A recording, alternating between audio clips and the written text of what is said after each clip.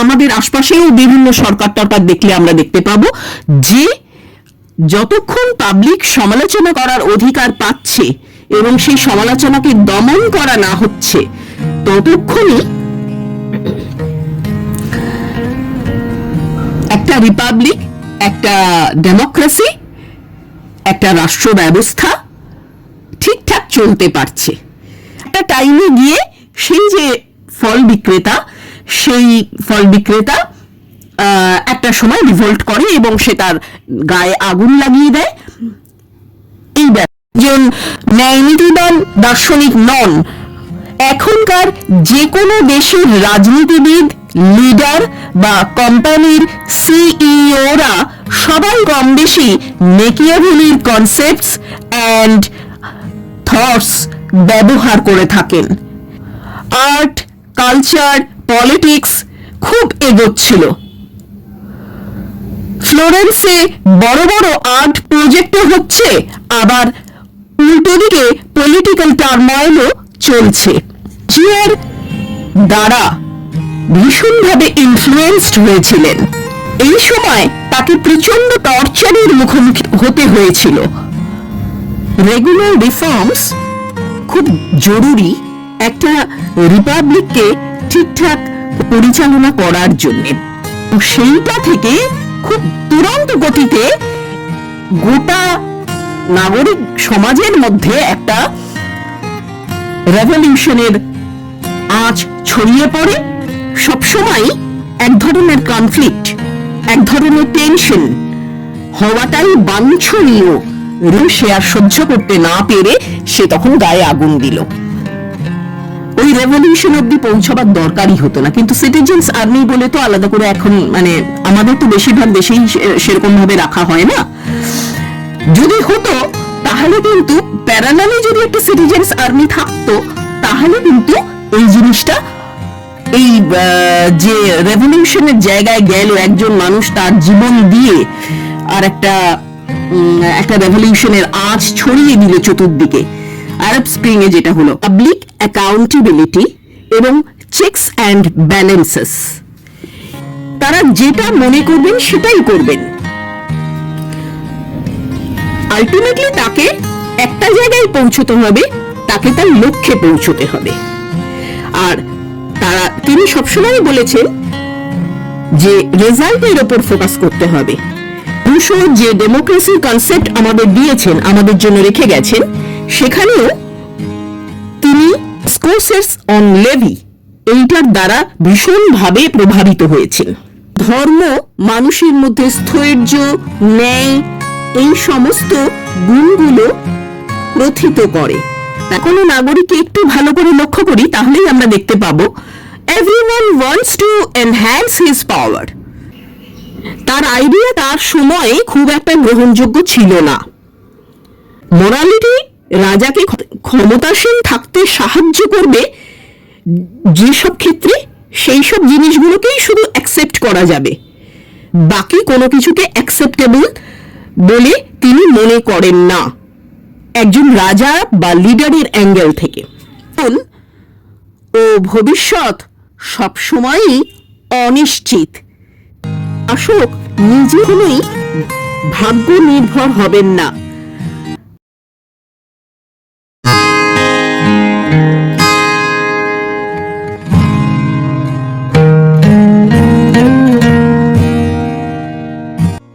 Hello and welcome to genius mindset 3.1। আজকে আপনাদের সামনে যে বইটা নিয়ে আমি আলোচনা করব মূলত দুটো বই নিয়ে। তার মধ্যে প্রথম বইটার নাম হচ্ছে দ্য প্রিন্স আর সেকেন্ড বইটার নাম হচ্ছে দ্য ডিসকোর্সেস অন লেভি। এই দুটো বই নিকোলাস মেকিয়াভেলির লেখা। নিকোলাস মেকিয়াভেলি একজন ইটালিয়ান চিন্তাবিদ বা দার্শনিক ছিলেন। তিনি এমন একজন ব্যক্তি যিনি রাজনীতিকে সম্পূর্ণ আলাদাভাবে পৃথিবীর সামনে তুলে ধরেছেন, শিখিয়েছেন ক্ষমতার আসল উদ্দেশ্য কি, ক্ষমতা কিভাবে রক্ষা করে চলতে হয়। আজ থেকে প্রায় 500 বছর আগে তিনি ইতালিতে জন্মেছিলেন। তার সম্পর্কে এমন একটা ধারণা আছে যে তিনি দেখিয়েছিলেন নাকি ক্ষমতাকে কিভাবে লুকিয়ে রাখা যায়, কিভাবে মানুষকে ম্যানিপুলেট করা যায়। আজ দেখব সত্যি সত্যি মেকিয়াভেলি ঠিক কি বলেছিলেন। কিন্তু তার আগে আমাদের একটু কনটেক্সটটা জেনে নেওয়া প্রয়োজন। মেকিয়াভেলির সময় ইতালি ছোট ছোট অংশে বা রাজ্যে বিভক্ত ছিল। সব জায়গায় সব সময় একটা যুদ্ধ বিগ্রহ লেগে থাকতো, কোনো স্টেবিলিটি ছিল না রাজ্যগুলোর মধ্যে। মেকিয়াভেলি এই সমস্ত কিছু দেখেছিলেন, বুঝেছিলেন যে কাউকে যদি ভালো লিডার হতে হয় বা রাজা হতে হয় তাহলে ভালো মানুষ হলে চলবে না, তাকে প্র্যাকটিক্যাল হতে হবে। কখনো কখনো প্রয়োজনে টাফ সিদ্ধান্ত নিতে হবে, সবার পছন্দ না হলেও কখনো কখনো তাকে টাফ সিদ্ধান্ত নিতে হবে যিনি শাসক হবেন। ভালো লিডার বা শাসক হতে হলে কখনো কখনো মিথ্যে কথাও বলতে হবে তিনি মনে করতেন। মেকিয়াভেলি সম্পর্কে অবশ্য বলা হয় যে তিনি রাজনীতিতে সঠতা এবং ম্যানিপুলেশন এগুলোকেই ইন্ট্রোডিউস করেছেন এবং তিনি একজন ন্যায়নীতিবান দার্শনিক নন, বরং তিনি একজন বা নীতির বিপ্রতীপে দাঁড়িয়ে মানুষের সঠতা, স্বার্থপরতা এবং ম্যানিপুলেশনকে এনকারেজ করেছেন। এবং একজন দার্শনিক হিসেবে এটা তার একটা খুব সীমাবদ্ধতা। এই বিষয়ে আমরা আসব একটু পরে। তার আগে আমরা দেখে নেব কোন কনটেক্সটে এবং কি কি মেকিয়াভেলি অ্যাকচুয়ালি বলেছিলেন। মেকিয়াভেলি দ্য প্রিন্স গ্রন্থে এবং দ্য ডিসকোর্সেস অন লেভি গ্রন্থে যে ক্ষমতার রসায়ন এবং ক্ষমতাকে রক্ষা করে চলার বা রাজ্য বা রাষ্ট্রের স্টেবিলিটির জন্য যা যা করার কথা বলেছিলেন সেটা আজকের দিনের রাজনীতিতে খুবই গ্রহণযোগ্য। এখনকার যে কোনো দেশের রাজনীতিবিদ, লিডার বা কোম্পানির সিইওরা সবাই কম বেশি মেকিয়াভেলির কনসেপ্টস অ্যান্ড থটস ব্যবহার করে থাকেন। পলিটিক্সকে বুঝতে হলে সবসময় মোরাল ভ্যালু বজায় রাখলে চলবে না, এ কথা মেকিয়াভেলি বলেছিলেন কখনো কখনো টাফ হতে হবে, আবার প্রয়োজন বোধে কখনো কখনো নরম হতে হবে। কখন লোকের সাপোর্টের লাভ তুলতে হবে সেটাও যেমন বুঝতে হবে, আবার কখনো কখনো মানুষের কথাও শুনতে হবে। বেসিক্যালি তিনি বলেছিলেন রিয়েল ওয়ার্ল্ডের সিচুয়েশনকে বুঝতে হবে এবং সেই অনুযায়ী সিদ্ধান্ত নিতে হবে, চলতে হবে রাজনীতির ক্ষেত্রে। দ্য প্রিন্স গ্রন্থটি মেকিয়াভেলি লিখেছিলেন, কিন্তু কেন লিখেছিলেন, কি আছে এতে, সেটা একটু আমরা দেখে নেব। এখানে মূলত একজন রাজা বা শাসককে ক্ষমতায় থাকতে হলে কিভাবে কখনো অন্যায় কাজও ঠিক বলে মনে হয় বা মনে হতে পারে সেরকম কোনো কাজ করবার দরকার হতে পারে সেটা তিনি বলেছেন বা দেখিয়েছেন। ক্ষমতায় থাকতে গেলে কখনো কখনো ন্যায় কাজকেও ঠিক করে করা সম্ভব হয় না বা সমর্থন করা যায় না, কখনো কখনো অন্যায় কাজকেই সমর্থন করতে হয়, সেটা তিনি প্রিন্সে দেখিয়েছেন। দ্য ডিসকোর্সেস অন লেভি এতে তিনি বলেছেন সমাজকে রিপাবলিকান ভ্যালুস কিভাবে তৈরি করতে হবে সেটা বুঝিয়েছেন। একটা রিপাবলিক কিভাবে স্ট্রং হবে, কিভাবে সবাই যার যার দায়িত্ব সামলাবেন, সেই বিষয়টা নিয়ে তিনি আলোচনা করেছেন তার দ্বিতীয় বই দ্য ডিসকোর্সেস অন লেভিতে। পাওয়ার এবং পলিটিক্সকে নতুন দৃষ্টিভঙ্গিতে মেকিয়াভেলি দেখেছেন। মেকিয়াভেলির জন্ম মূলত ইতালির ফ্লোরেন্সে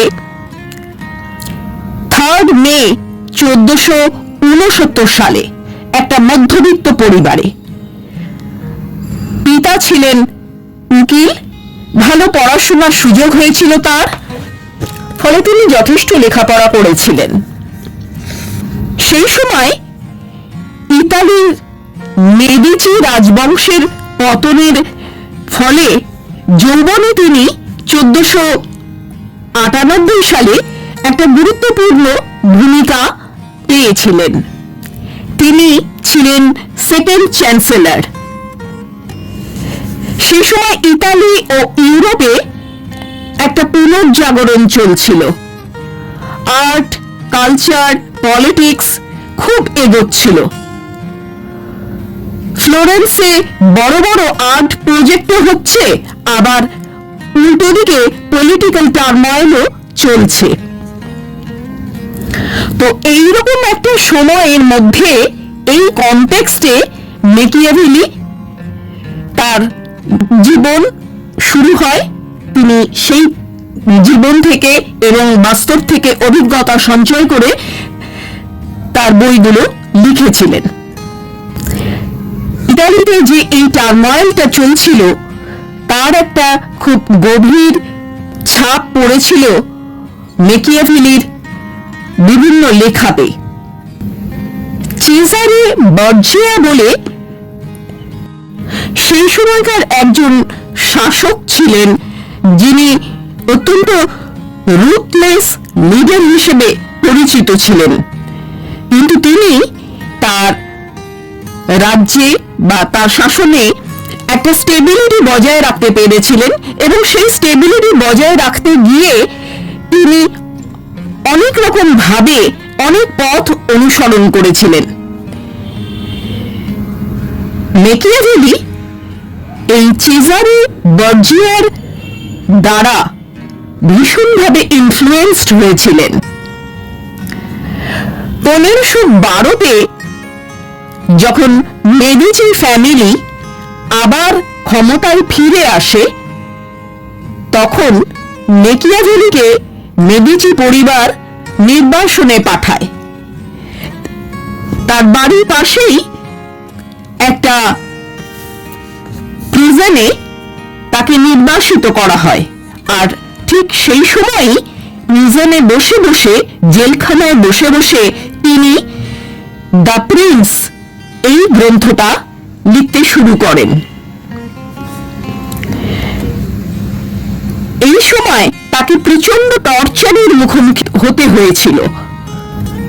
দ্য প্রিন্স গ্রন্থটা 1513 সালে নিকোলাস মেকিয়াভেলি মেডিচি পরিবারের যে রাজা লরেঞ্জো দে মেডিচি তাকে উৎসর্গ করেন। এটা ছিল একটা ডিটেল গাইড, বলা যেতে পারে একজন নতুন রাজা কিভাবে তার রাজত্ব বা ক্ষমতা সামলাবেন সেই বিষয়ে। সবসময়ই প্রবলেমস গুলো সলিউশন করতে হবে অ্যাকর্ডিং টু রিয়ালিস্টিক ভিউ, এটা মেকিয়াভেলি মনে করতেন। তিনি চেয়েছিলেন মেডিচিদের ইনার সাইকেলে জায়গা পেতে। বলা হয় সেই জন্যই নাকি তিনি দ্য প্রিন্স গ্রন্থটা লিখেছিলেন, এবং এটার মধ্য দিয়ে তিনি মেডিচি পরিবারের রাজাকে বা রাজাদের একটু স্টেবল ভাবে, যাতে সবার সমস্ত শত্রুর সামনে সঠিকভাবে তাদের ক্ষমতা বজায় রাখতে পারে এবং স্টেবিলিটি বজায় রাখতে পারে, সেটা ব্যাপারেই সাহায্য করতে চেয়েছিলেন। মেকিয়াভেলি সবসময় বলে এসেছেন যে রিয়াল ওয়ার্ল্ড সলিউশনটা রাজনীতির পক্ষে সবসময় জরুরি। রিয়ালিজম রাজনীতির জন্য সবসময় জরুরি।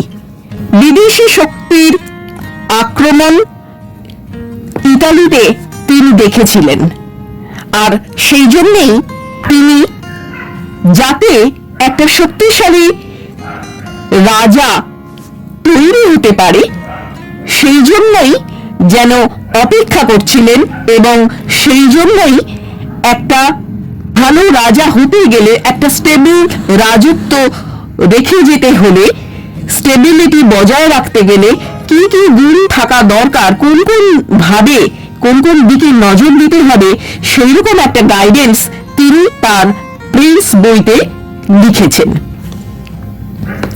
তিনি বলেছেন কখনো টাফ হতে হবে, আবার কখনো সফট হতে হবে।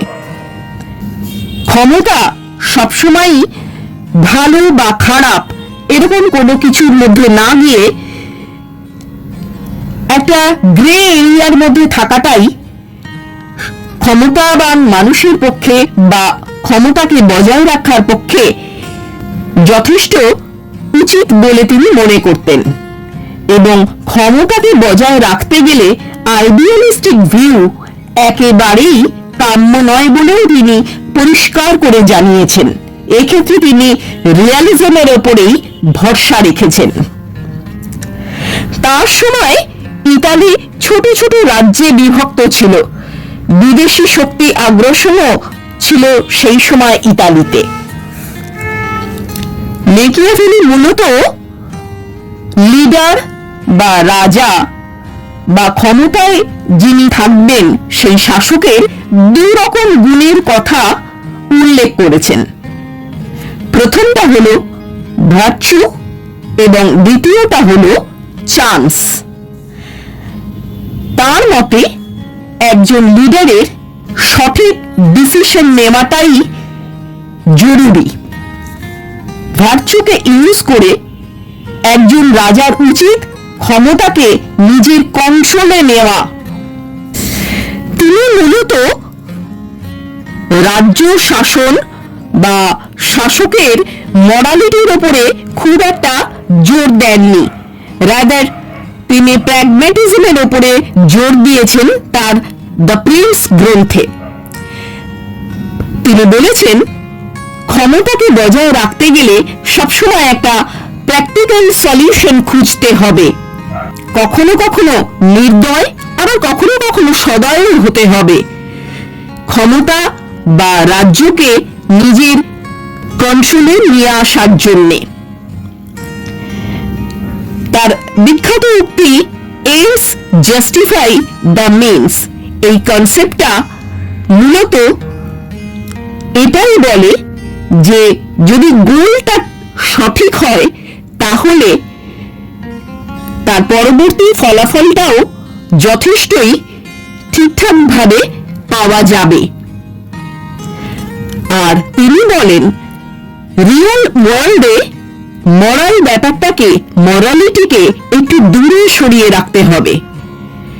পলিটিক্সে সারভাইভ করাটাই আসল কথা, আর সারভাইভ করার জন্য যা কিছু করা দরকার মনে হবে সেটাই একজন শাসকের করা উচিত হবে।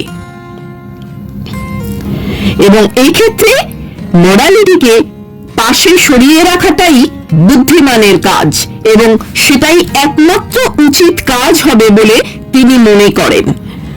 তিনি মনে করতেন যে একজন রাজা বা একজন শাসক সবসময় ভয়ের মধ্যে দিয়ে প্রজাদের শাসন করবে, কেননা ভালোবাসার মধ্যে দিয়ে যদি শাসন করা হয় তাহলে সেটা অত্যন্ত দুর্বল জায়গায় যেতে পারে এবং যাবে, সেটাই দেখা গেছে ইতিহাসে। কিন্তু যদি ভয় দ্বারা শাসন করা হয় তাহলে খুব সহজেই শাসক প্রজাদের বা শাসিতদের নিজেদের কন্ট্রোলে রাখতে পারবে এবং এর ফলাফল হিসেবে একটা রাজ্যে বা রাষ্ট্রে স্টেবিলিটি বজায় থাকবে। তাই ভয় একটা খুব গুরুত্বপূর্ণ ফ্যাক্টর, যেটার সাহায্যে একজন লিডার বা একজন রাজা বা একজন ক্ষমতাসীন ব্যক্তি খুব সহজেই সফলতা পেতে পারে। তবে সেটা ভয়টাকে কখনোই এমন পর্যায়ে অবধি নিয়ে যাওয়া যাবে না যাতে কিনা মানুষের মধ্যে ঘৃণার উদ্রেক হয়। কেননা মানুষের মধ্যে যদি ঘৃণার উদ্রেক হয় তাহলে তারা শাসককে ঘৃণা করতে শুরু করলে তারা বিদ্রোহ করবে এবং বিপ্লব করবে, আর সেটা হলে শাসক আর সাকসেসফুল লিডার হিসেবে থাকতে পারবে না। তার মতে ধোঁকা দেওয়া এবং সিচুয়েশন অনুযায়ী চাল দেওয়া, ম্যানিপুলেশন, এইসবগুলো আদৌ খারাপ কোনো কিছু নয়। লোককে সেটাই দেখানো উচিত যেটা সে দেখতে চায়। মেকিয়াভেলি ভীষণভাবে প্রভাবিত হয়েছিলেন সেই সময়কার রোমান এবং গ্রিক রাজাদের দ্বারা, বিশেষ করে আলেকজান্ডার, সিজার, এদের দ্বারা তিনি ভীষণভাবে প্রভাবিত হয়েছিলেন। তাদের অনেক সিদ্ধান্তই, যেমন আলেকজান্ডার বা জুলিয়াস সিজার, এদের অনেক সিদ্ধান্তই মোরালি কোশ্চেনেবল থাকলেও তাদের ডিসিশনগুলো আলটিমেটলি রাজ্যকে বা রাষ্ট্রকে স্টেবল করতে সহায়তা করেছে। এবং যেসব ক্ষেত্রে মরালিটির ওপরে শাসক জোর দিয়েছে সেখানে দেখা গেছে যে শাসক ভালোভাবে বেশি দিন রাজত্ব করতে পারেনি। রোমান রিপাবলিক তার কাছে আদর্শ ছিল। রোমান ইতিহাস দ্বারা তিনি ভীষণভাবে প্রভাবিত হয়েছিলেন। মূলত দ্য প্রিন্স গ্রন্থে তিনি একজন রাজাকে কিভাবে চলতে হবে সেই গাইডেন্সটা দিয়েছেন, কিন্তু দ্য ডিসকোর্সেস অন লেভি এই গ্রন্থে তিনি একটা দেশকে কিভাবে স্ট্রং রিপাবলিক করা যায় সেই মতামত প্রকাশ করেছেন, সেই ব্যাপারে গাইডেন্স দিয়েছেন। মেকিয়াভেলি মূলত মনে করতেন সিভিক ভার্চু, যেটা নাগরিকদের অবশ্যই থাকা উচিত, সেটাই একমাত্র রাজ্যকে বা রাষ্ট্রকে স্টেবিলিটি দিতে পারে। ডিসেন্ট্রালাইজেশন অফ পাওয়ার, অর্থাৎ ক্ষমতার ডিসেন্ট্রালাইজেশনটাই অ্যাকচুয়ালি ভীষণভাবে জরুরি রাজ্য বা রাষ্ট্রকে বাঁচানোর জন্য। দ্য প্রিন্স এবং দ্য ডিসকোর্সেস অন লেভি এই দুটোতে তিনি দু রকমের আইডিয়া দিয়েছেন। দুটোর লক্ষ্য সম্পূর্ণ আলাদা, দু রকমের। তিনি খুব গভীরভাবে রোমান রিপাবলিকান স্ট্রাকচারকে স্টাডি করেছিলেন, আর তার ভিত্তিতেই তিনি এই দুটো গ্রন্থ লিখেছিলেন। তার মতে একজন রাজাকে বা শাসককে প্র্যাগমেটিক হতে হবে। একজন সিঙ্গেল লিডার তিনি সবসময় প্র্যাগমেটিক হবেন। যেসব ক্ষেত্রে রিপাবলিক হবে, অর্থাৎ দ্য ডিসকোর্সেস অন লিভি গ্রন্থে তিনি যে রিপাবলিকান রাষ্ট্রের কনসেপ্টটা দিয়েছেন, সেখানে ডেমোক্রেটিক হতে গেলে সেটাকে বেশ কতগুলো বিষয়ের ওপরে নির্ভরশীল হতে হবে। তিনি দেখেছিলেন তার সময় রোমান রিপাবলিক কয়েকশো বছর ধরে চলেছিল। এর একটাই কারণ, সেখানে পাওয়ার বা ক্ষমতা সেন্ট্রালাইজড ছিল, ক্ষমতার কেন্দ্রীকরণ হয়েছিল। অনেকে বলে এই দুটো গ্রন্থে মেকিয়াভেলির ডুয়াল ফিলসফি নাকি দেখা যায়, কিন্তু বিষয়টা সম্পূর্ণ আলাদা। রোমান রিপাবলিক দ্বারা ইনফ্লুয়েন্স হয়েছিলেন তিনি ভীষণভাবে, সেই জন্যই তিনি দ্য ডিসকোর্সেস অন লেভি এই গ্রন্থটা লিখেছিলেন। শুরুর দিকে বিভিন্ন রাজা বা শাসকদের মধ্যে নানান রকম কনফ্লিক্ট দেখা যেত, কিন্তু সেগুলো পেরিয়ে যখন তারা একটা রিপাবলিকান স্টেজে এসে পৌঁছয় তখন সেটা অনেক বেশি স্টেবল হয়। আর এই স্টেবিলিটির পেছনে একটা খুব গুরুত্বপূর্ণ ভূমিকা পালন করেছে, সেটা হচ্ছে চেকস অ্যান্ড ব্যালেন্সেস। এই চেকস অ্যান্ড ব্যালেন্সেস ভীষণ ইম্পর্টেন্ট একটা রিপাবলিকের স্থায়িত্বের জন্য। ক্ষমতার ভারসাম্য বজায় রাখা একটা খুব গুরুত্বপূর্ণ ফ্যাক্টর রিপাবলিকের ক্ষেত্রে, আর ক্ষমতাকে সবসময় একটা ব্যালেন্স করে চলা উচিত যে কোনো রিপাবলিকে। সেই জন্য ক্ষমতার বিকেন্দ্রীকরণ দরকার।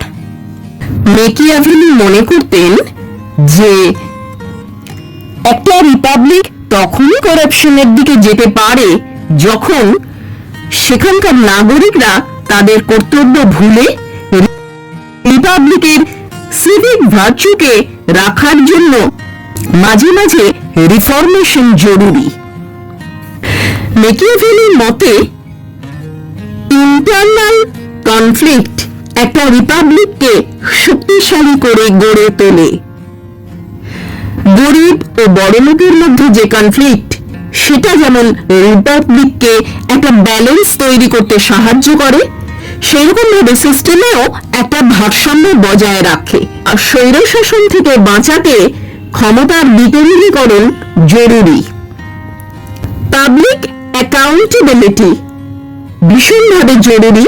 একটা স্ট্রং ল অ্যান্ড অর্ডার এবং ইনস্টিটিউশন একটা রিপাবলিককে স্বৈরাচার বা টাইরানির হাত থেকে বাঁচাতে পারে। এক ধরনের পাওয়ার ব্যালেন্স বা ক্ষমতার ভারসাম্যই একমাত্র গণতন্ত্র বা রিপাবলিককে বজায় রাখতে সহায়তা করতে পারে। অ্যাকর্ডিং টু মেকিয়াভেলির মতে রেগুলার রিফর্মস খুব জরুরি একটা রিপাবলিককে ঠিকঠাক পরিচালনা করার জন্যে, এবং সেখানে সিভিক রেসপন্সিবিলিটি ভীষণভাবে জরুরি। সিভিক ভার্চুর অভাব বা সিভিক রেসপন্সিবিলিটির অভাবই একটা রিপাবলিকের মধ্যে কনফ্লিক্ট তৈরি করতে পারে, তাকে ভঙ্গুর করে তুলতে পারে। একটা স্ট্রং রিপাবলিকের মধ্যে সিভিক ভার্চুর অভাব এবং রিচ অ্যান্ড পুর, গরিব এবং বড়লোকের মধ্যে একটা কনফ্লিক্ট, টেনশন, এই জিনিসগুলো থাকা দরকার। এই জিনিসগুলোই একটা রিপাবলিককে স্ট্রং রিপাবলিকে পরিণত করবে বলেন মেকিয়াভেলি মনে করতেন। আর একটা জিনিস যেটা, সেটা হলো জনগণের দায়িত্ব, কর্তব্য,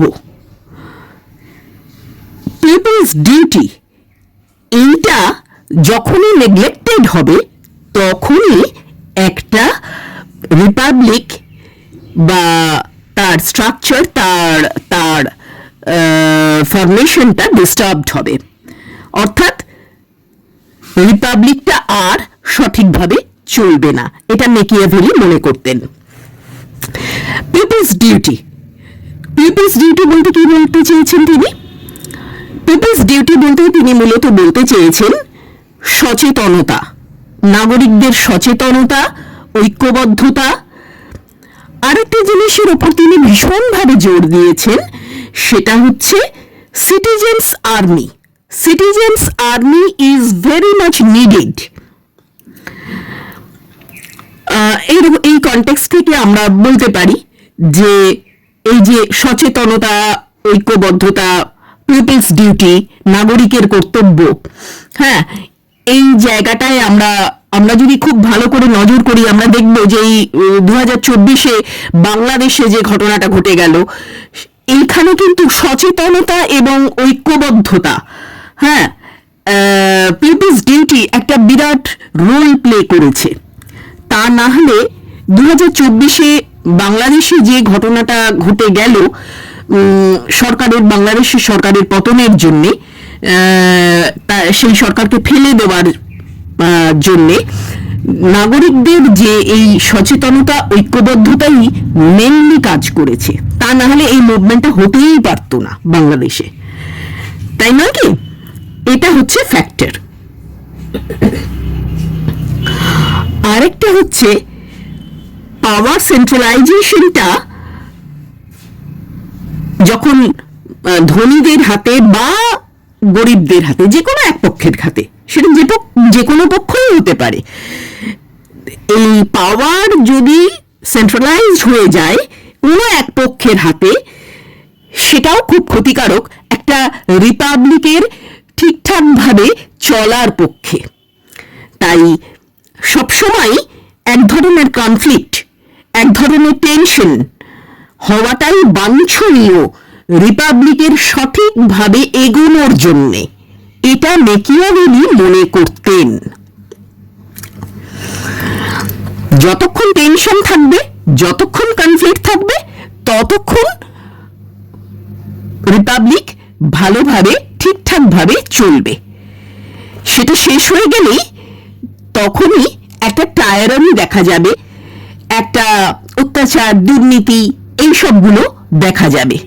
আর এই দুর্নীতি, অত্যাচার, স্বৈরাচার এইসবের হাত থেকে মুক্তি পাওয়ার জন্যে এই টেনশনটা, এই কনফ্লিক্টটা কমপক্ষে দুটো দলের মধ্যে, দুটো গ্রুপের মধ্যে এই কনফ্লিক্টটা অনবরত হয়ে যাওয়া দরকার। যেমন সিরিয়াতে আমরা দেখেছি, সিরিয়াতেও মানুষের সচেতনতাই আলটিমেটলি সরকারকে ফেলে দেয়।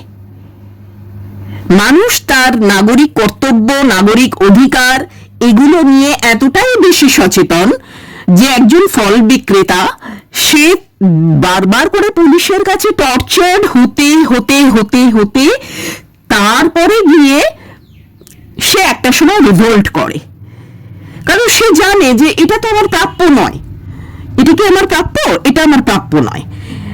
তা এটা আমি তো স্বাধীনভাবে আমি সরকারকে যে সমস্ত ট্যাক্স দেবার বা আমার যেখানে যা যা কর্তব্য সেগুলো তো করছি, করার পরে আমি যদি রাস্তায় ফল বিক্রি করে বেরোই, তারপরেও আমি পুলিশকে টাকা দিয়েছি, এবং পুলিশকে টাকা দেওয়ার পরেও তারপরেও পুলিশ আরো বেশি করে দাবি করছে। একটা টাইমে গিয়ে সেই যে ফল বিক্রেতা একটা সময় রিভোল্ট করে এবং সে তার গায়ে আগুন লাগিয়ে দেয়। এই ব্যাপারটা ঘটে এবং সেইটা থেকে খুব তুরন্ত গতিতে গোটা নাগরিক সমাজের মধ্যে একটা রেভলিউশনের আঁচ ছড়িয়ে পড়ে এবং খুব দ্রুত সেই রেভলিউশন চতুর্দিকে ছড়িয়ে পড়ার ফলে সেখানকার সরকারকে মাটিতে নামিয়ে তাকে ক্ষমতাচ্যুত করতে বাধ্য করা হয়। বাশার আল আসাদ এই ব্যক্তিকে, একে প্রেসিডেন্টকে ক্ষমতাচ্যুত করা হয়। এটা কিন্তু হয়েছে ওই নাগরিক সচেতনতা এবং নাগরিক ঐক্যবদ্ধতার কারণে। আর মেকিয়াভেলি একটা জিনিস খুব মনে করতেন যে মানুষের এই একটা, তিনি মূলত তার সময় দাঁড়িয়ে মনে করতেন যে সিটিজেনদের একটা আর্মি থাকবে। হ্যাঁ, এমনি যদি আর্মি থাকে তাহলে যেটা হবে সেটা হচ্ছে সিটিজেনরা যখন দরকার পড়বে তখন সেই আর্মি সিটিজেনদের দমন করতে পারবে, কিন্তু সিটিজেনদের নিজেদের যদি আর্মি থাকে তাহলে সিটিজেনদের ক্ষমতাও অনেকখানি থাকবে। তো মেকিয়াভেলি মধ্যযুগের শেষের দিকে যখন তিনি তার বক্তব্য আমাদের কাছে তুলে ধরছেন, সেই সময় কিন্তু তিনি এটা ভেবেছিলেন যে সিটিজেনদের নিজেদের একটা আর্মি থাকবে, সিটিজেনরা তাদের সিটিজেন্স আর্মি নিয়ে অনেকটা বেশি ক্ষমতা নিজেদের হাতে রাখতে পারবে। ইনফ্যাক্ট সেটাই হয়, যেসব জায়গায় দেখা যায় পৃথিবীর বিভিন্ন দেশে বিভিন্ন সময় বিভিন্ন কালে দেখা গেছে যে শাসক তার নিজের যে আর্মি থাকে সেই আর্মি দিয়ে জনগণকে দমন করে। হ্যাঁ, কিন্তু সিটিজেন, যেসব ক্ষেত্রে সিটিজেনের আর্মি থাকে বা থাকা সম্ভব, হয়তো নেই, হয়তো ছিল না, কিন্তু যদি থাকতো তাহলে সিটিজেন কিন্তু সেই দমন পীড়নের এগেইনস্টে আরো কিছু করতে পারত। তো এরকমটা দেখা গেছে। সেই জন্য মেকিয়াভেলি সবসময় মনে করতেন যে citizens army is very much needed. আর জনগণ যতক্ষণ সমালোচনা করতে পারবে ততক্ষণই ক্ষমতা কেন্দ্রীভূত হতে পারবে না। অর্থাৎ জনগণের সমালোচনা করার অধিকার অবশ্যই থাকতে হবে। আর এই জনগণের সমালোচনা করবার অধিকার, এটাই একটা রিপাবলিককে সঠিক পথে চলতে বাধ্য করবে। বলাই বাহুল্য, বাংলাদেশের ক্ষেত্রে, সিরিয়ার ক্ষেত্রে এই জিনিসটাই আমরা দেখছি, বা পরবর্তীকালে ইরান বা যে কোনো দেশ, যে কোনো পৃথিবীর যে কোনো দেশ, আমেরিকা, যে কোনো দেশের ক্ষেত্রেই আমরা দেখছি, বা আমাদের নিজেদের আমাদের আশপাশেও বিভিন্ন সরকার টরকার দেখলে আমরা দেখতে পাবো যে যতক্ষণ পাবলিক সমালোচনা করার অধিকার পাচ্ছে এবং সেই সমালোচনাকে দমন করা না হচ্ছে, ততক্ষণই একটা রিপাবলিক, একটা ডেমোক্রেসি, একটা রাষ্ট্র ব্যবস্থা ঠিকঠাক চলতে পারছে। আর এটাকে দমন করা গেলে তখন যেটা প্রতিষ্ঠিত হচ্ছে সেটা হচ্ছে স্বৈরাচার, টাইরানি, অটোক্রেসি। আমরা আমাদের আশপাশের শাসকদের দেখলে আমরা বিভিন্ন, আমাদের দেশে, আমাদের গোটা পৃথিবী জুড়ে বিভিন্ন শাসককে কেন্দ্রে, রাজ্যে আমরা যদি খুব ভালো করে এগুলো নজর করি তাহলেই আমরা বুঝতে পারবো যে এটা কতখানি ইম্পর্ট্যান্ট।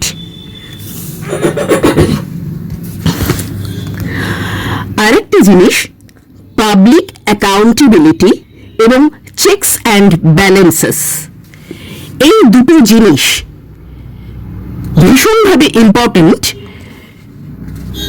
একটা রিপাবলিককে সঠিক পথে পরিচালিত করার জন্য। আমরা বাংলাদেশেও 2024-এ হাসিনা সরকারকে কেন্দ্র করে যে ঘটনা দেখলাম, সেটাতেও ওই জিনিসটাই দেখতে পারবো। আরব স্প্রিং হয়েছিল, আরব স্প্রিং যেটা আরব বসন্ত যা হয়েছিল, যে কটা দেশকে মিলে হয়েছিল, সেখানেও ওই জিনিসটা। হ্যাঁ, এই ফ্যাক্টরগুলো এই প্রত্যেকটা ক্ষেত্রেই কিন্তু ভীষণভাবে কাজ করেছে। আর যেসব ক্ষেত্রে পাওয়ার অ্যাকুমুলেশন হয়েছে সেই সব ক্ষেত্রেই স্বৈরাচার বা টাইরানি সামনে এসছে। যখনই শাসকের হাতে বা অন্য কোনো কারুর হাতে ক্ষমতার কেন্দ্রীকরণ হচ্ছে, তখনই একটা শাসক, ডেমোক্রেসি হোক বা রিপাবলিক হোক, তারা তার ডেমোক্রেট চরিত্রটাকে বাদ দিয়ে তারা কি করছে, স্বৈরাচারী আচরণ করছে। সেটা ওই আমাদের দেশে বা বিদেশের বিভিন্ন পৃথিবীর প্রত্যেকটা রাষ্ট্রকে ধরে ধরে যদি আমরা দেখি তাহলে এটা মিলিয়ে দেখতে পারবো এই ব্যাপারটা। তো সেই জন্যই সিটিজেন্স আর্মি যদি থাকতো তাহলে সিরিয়া, বাংলাদেশ, এটার ওই রেভলিউশন অবধি পৌঁছবার দরকারই হতো না। ওই রেভলিউশন অব্দি পৌঁছবার দরকারই হতো না, কিন্তু সিটিজেন্স আর্মি বলে তো আলাদা করে এখন মানে আমাদের তো বেশিরভাগ দেশেই সেরকম ভাবে রাখা হয় না। যদি হতো তাহলে কিন্তু প্যারালালে যদি একটা সিটিজেন্স আর্মি থাকতো তাহলে কিন্তু এই জিনিসটা এই যে রেভলিউশনের জায়গায় গেল একজন মানুষ তার জীবন দিয়ে আর একটা রেভলিউশনের আঁচ ছড়িয়ে দিল চতুর্দিকে, আরব স্প্রিং এ যেটা হলো, আরব বসন্তে, হ্যাঁ, যে একজন ফল বিক্রেতা শেষ পর্যন্ত বাধ্য হলেও পুলিশের অত্যাচারে তাকে পুলিশকে প্রচুর টাকা পয়সা দিয়েও তারপরেও তার উপর তার থেকে আরো জিনিসপত্র চাইছে, আরো ডিমান্ড করছে পুলিশ, তখন সে আর সহ্য করতে না পেরে সে তখন গায়ে আগুন দিল এবং সেইটা মানুষের কাছে চতুর্দিকে ছড়িয়ে পড়ল, কারণ অন্য মানুষের মধ্যেও তো সেই জিনিসটাই রয়েছে।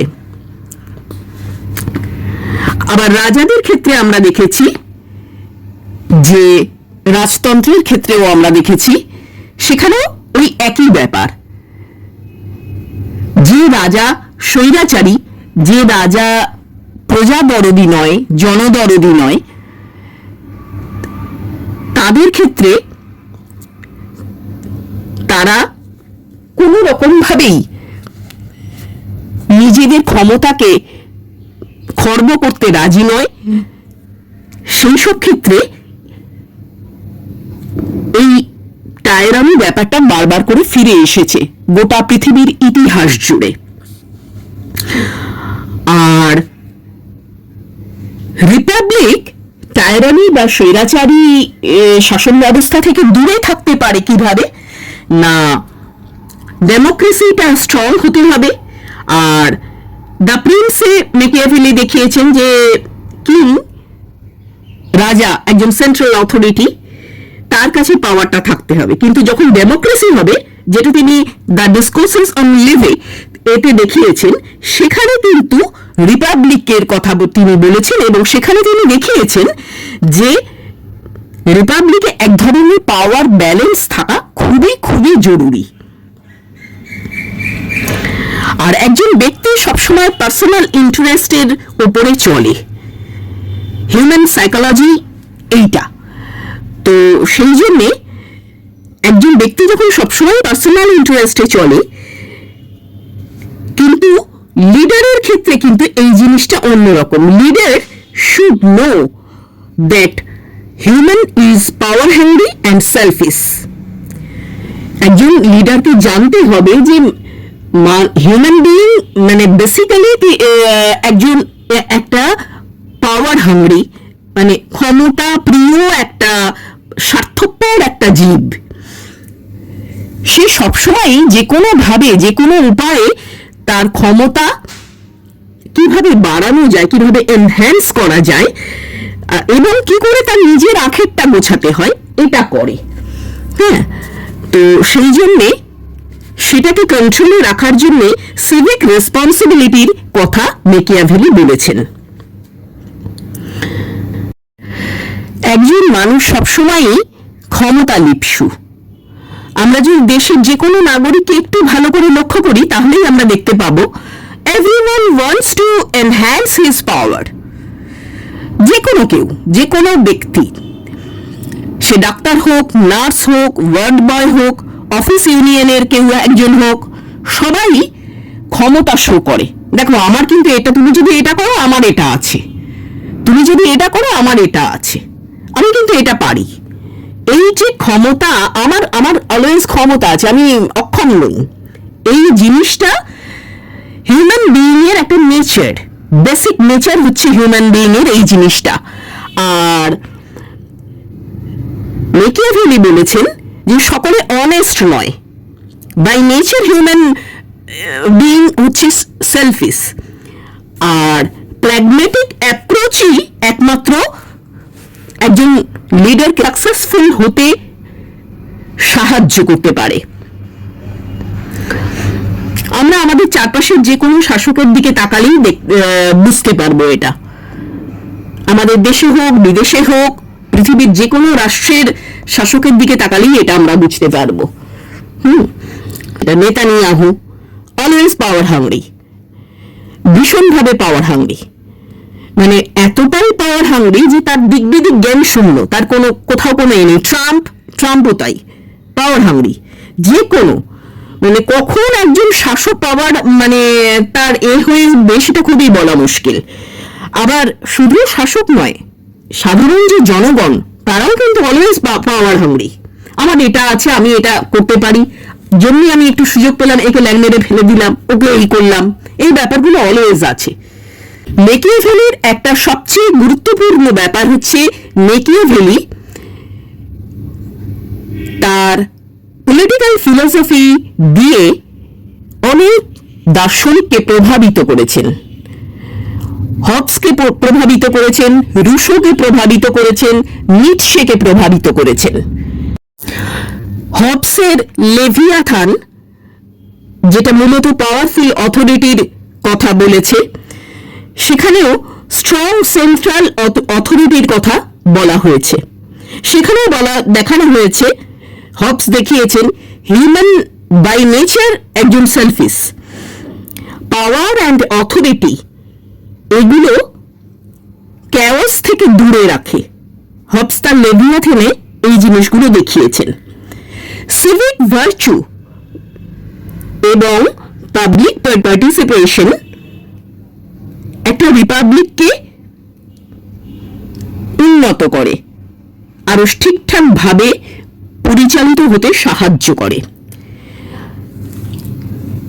মেকিয়াভেলির দ্বারা প্রভাবিত হয়েছে রুশো।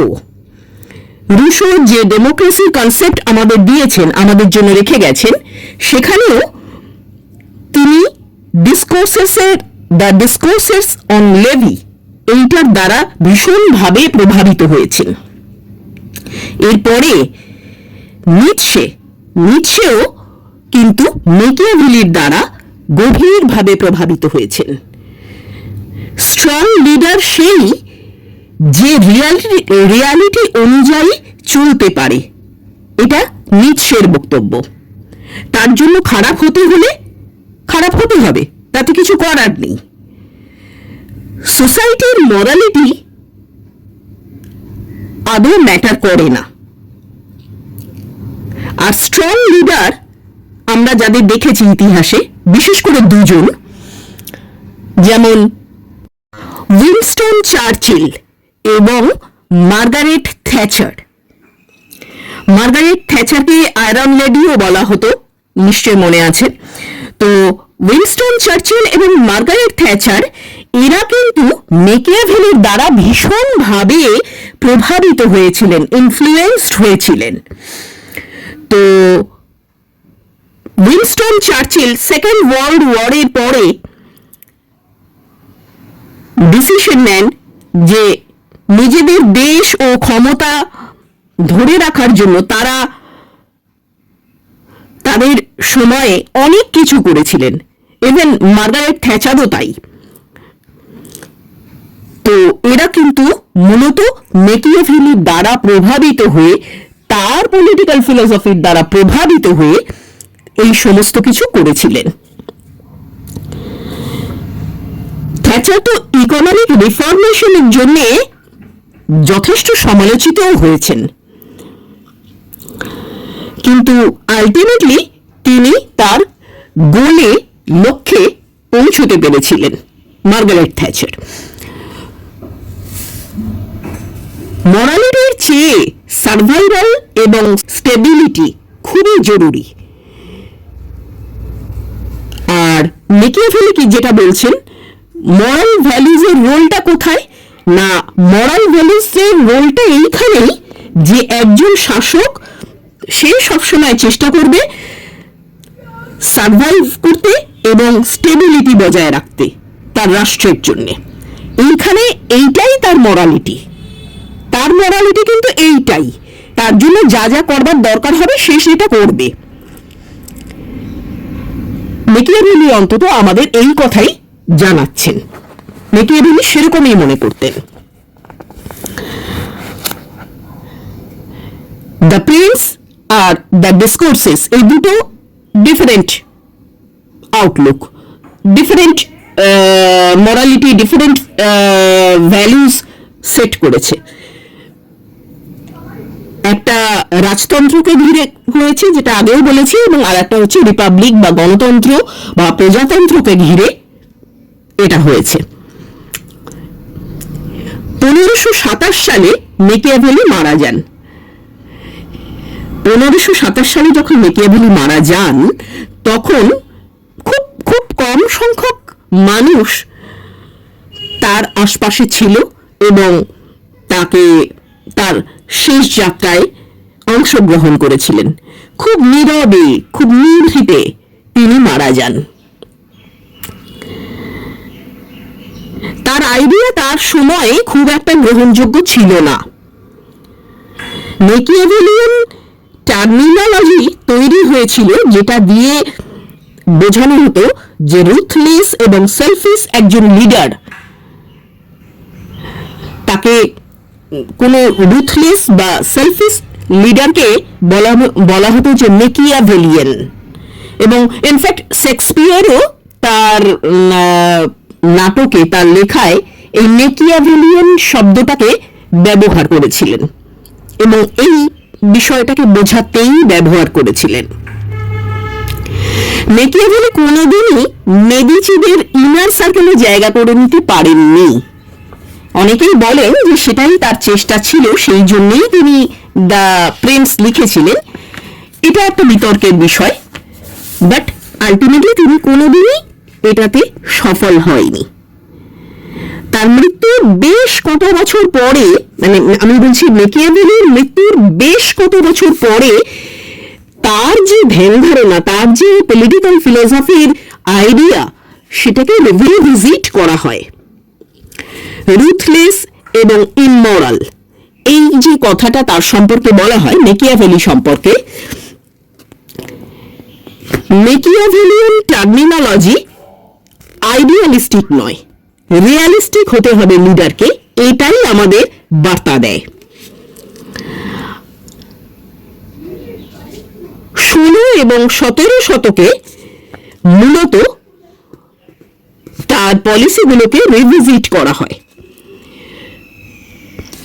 ক্ষমতার ইম্পর্টেন্স কি, ক্ষমতার ইম্পর্টেন্সটা কোন অ্যাঙ্গেল থেকে যাচাই করা হবে, কোন অ্যাঙ্গেল থেকে ভাবা হবে, না রিয়ালিস্টিক অ্যাঙ্গেল থেকে ভাবা হবে, এই বিষয়গুলো আবার নতুন করে ভাবনা চিন্তা এবং তার মূল্যায়ন, নবমূল্যায়ন শুরু হয়। এইমস জাস্টিফাই দ্য মিনস, এই বিষয়টা মেনে চলতে হবে, যেটা তিনি বলতেন যে যা কিছুই করো আলটিমেটলি তুমি যেন তোমার গোলে পৌঁছতে পারো, তুমি তোমার গোলে পৌঁছবার জন্য তুমি যে কোনো পথে অবলম্বন করতে পারো। পরবর্তীকালে যারা রাষ্ট্রচিন্তক আসেন, তারা এই বিষয়টাকে নতুন করে ভাবনা চিন্তা করা এবং মূল্যায়ন করা শুরু করেন। পাওয়ার এবং লিডারশিপ, এই দুটো বিষয়কে মেকিয়াভেলি রিয়েল ওয়ার্ল্ডের মতন করেই দেখতেন। তিনি মূলত রোমান রিপাবলিক মডেলকে ইউজ করেই তার আইডিয়াটাকে ডেভেলপ করেছিলেন। রোমান রিপাবলিক মডেলই তাকে তার আইডিয়া ডেভেলপে সাহায্য করেছিল। আর প্র্যাকটিক্যাল ইউজ অফ পাওয়ার, সেটা দুটো ক্ষেত্রে তিনি করেছেন, the king are the Republic. Power politics,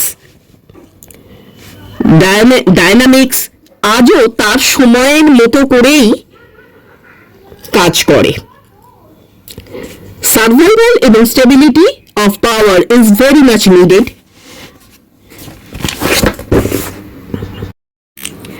Plato, Aristotle, এরকম বিভিন্ন দার্শনিক পলিটিক্যাল ফিলোসফিতে রাজ্য কি, রাষ্ট্র কি, রাষ্ট্র কাকে বলে, এই জিনিসটা নিয়ে আলোচনা করেছেন।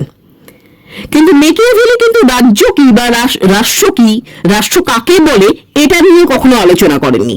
বরং তিনি বলেছেন রাষ্ট্রকে স্টেবল রাখা যায় কি করে, সেই জন্য তিনি রাজাকে বা লিডারকে অ্যাডভাইস দিয়েছেন কি করে ক্ষমতা অর্জন করা যায় এবং সেটাকে মেনটেন এবং বজায় রাখা যায়।